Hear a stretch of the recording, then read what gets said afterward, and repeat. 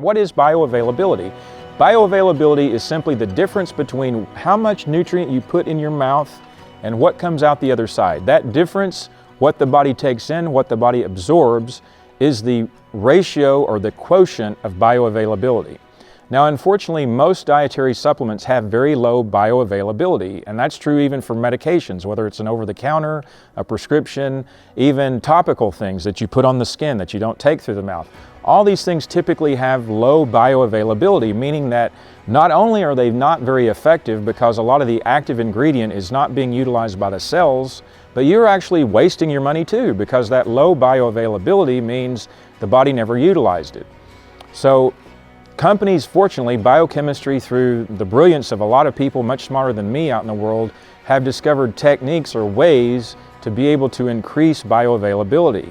Now, water-soluble vitamins and minerals, things like vitamin C, calcium, magnesium, electrolytes, these water-soluble molecules are actually much easier to absorb than things that are fat-soluble. I mentioned curcumin, that's a fat-soluble molecule, but things like vitamin A, vitamin D, vitamin E, vitamin K, these are all fat-soluble vitamins as well. So it's difficult for the body to absorb or to take in these fat-soluble nutrients. And one of the things the small intestine does is it creates something called a micelle.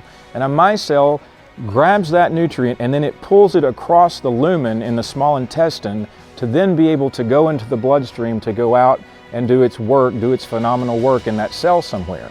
So through technology, you can see here that with creation of micelles, which would be some sort of a lipid outer barrier, and then you have the active ingredient inside that, you can see this representation here is that a lot of the nutrients, the ones that are not circled in blue, these are things that are going to be very low bioavailability, they're fat soluble, and they're going to end up going out into the toilet.